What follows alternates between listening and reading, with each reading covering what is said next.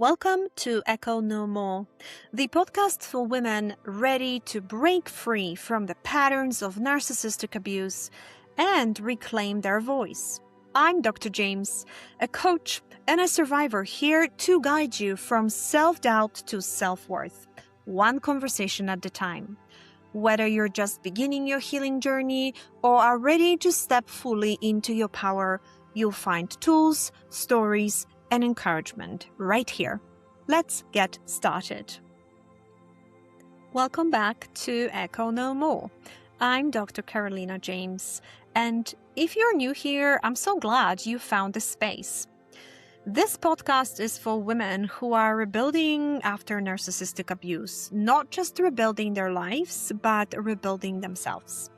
Today, I want to talk about a question that almost every survivor eventually asks. Who am I now? Or maybe even a harder question. Who was I before all of this happened? Because if you've lived through years of narcissistic abuse, emotional manipulation, coercive control, or walking on eggshells, there's a good chance you don't recognize yourself anymore. And if that's where you are today, I want you to know something before we go any further. You are not lost. You are buried. There is a difference there. I remember sitting alone one afternoon after my marriage ended. For the first time in years, nobody was telling me what to do. Nobody was criticizing my decisions.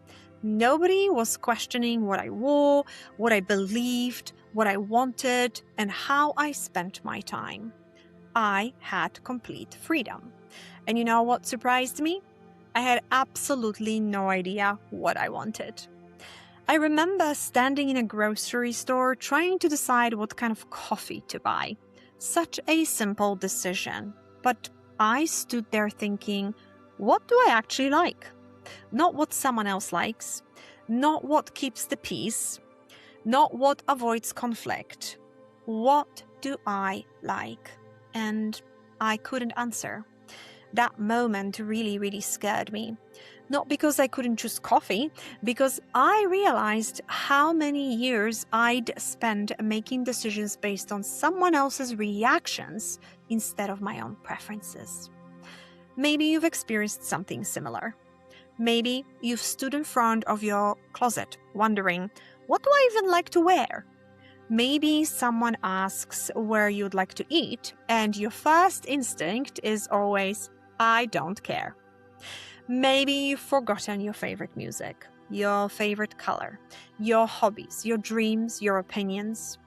That doesn't mean you've lost yourself. It means you became incredibly good at surviving. One of the biggest myths about narcissistic abuse is that it only damages your confidence.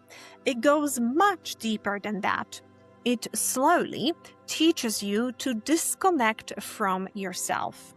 You stop asking, what do I want? Because your wants create conflict. You stop expressing opinions because opinions lead to criticism. You stop trusting your instincts because you've been told they're wrong. Eventually, something remarkable happens. You become an expert at reading everyone else and a stranger to yourself. I often tell my coaching clients this. The hypervigilance that once kept you safe eventually disconnects you from your own inner voice. You know exactly what everyone else is feeling, but you have no idea what you're feeling. That's not a weakness, that's adaptation. One thing people don't often realize is that rediscovering yourself isn't something you do one time.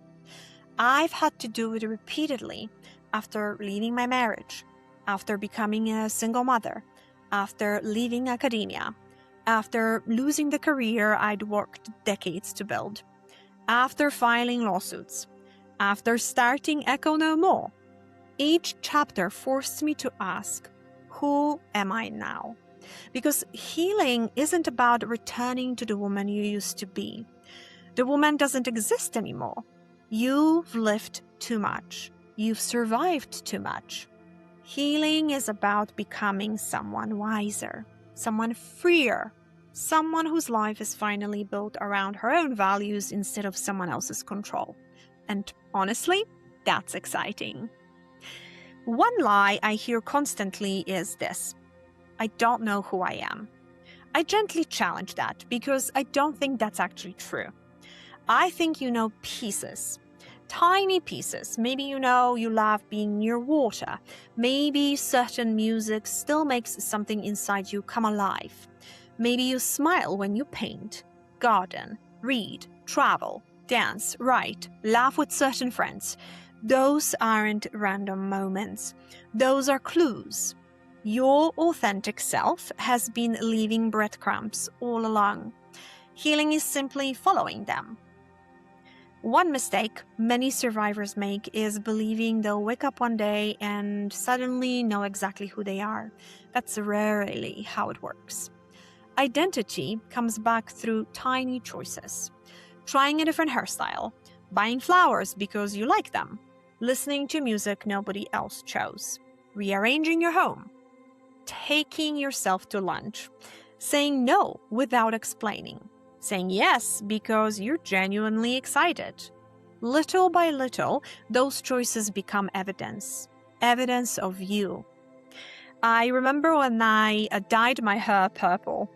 People had opinions. Some loved it, some hated it, some thought it looked unprofessional. Years ago, I probably would have worried about everyone's opinion. Now, it makes me smile. And that's enough. It really isn't about the hair. It's about permission. Permission to choose something because I enjoy it. Healing is full of moments like that. Here's something I want every survivor listening to hear. The narcissist never actually destroyed your identity. They buried it, covered it with fear, obligation, people-pleasing, self-doubt, hypervigilance. But underneath all of that, you're still there. Your curiosity, your humor, your intelligence, your kindness, your creativity, your dreams, your voice, they've been waiting patiently for you to feel safe enough to return. And safety changes everything. Because once your nervous system begins to believe the danger is over, your authentic self begins quietly stepping forward again. This week, I don't want you to reinvent your life. I simply want you to become curious. Ask yourself one question. If nobody judged me, what would I choose today? Maybe it's what you wear, maybe it's what you eat, maybe it's where you spend your Saturday, maybe it's finally saying no. Whatever comes up, honor it. Not because it's life-changing, because it's yours. Before we finish, I want to leave you with this. Sometimes survivors tell me, I miss the woman I used to be. I understand that feeling, but I don't actually want you to become who you were before the abuse. I want something even better. I want you to become the woman you would have been if nobody had spent years convincing you that you were too much, too emotional, too different, too ambitious, too sensitive, too loud, too quiet, too anything. That's the woman we are fighting for, not the woman who survived, the woman who's finally free. Thank you for spending time with me today. If this episode resonated with you, I'd love for you to share it with another survivor who needs the reminder that she isn't lost. She's simply finding her way home. Thank you for joining me today on Echo No More. If this episode resonated with you, please subscribe, leave a review, and share it with someone who might need to hear it. For free resources and coaching opportunities, visit www.echonomorecoaching.org. And always remember, your voice matters, and the echo ends here.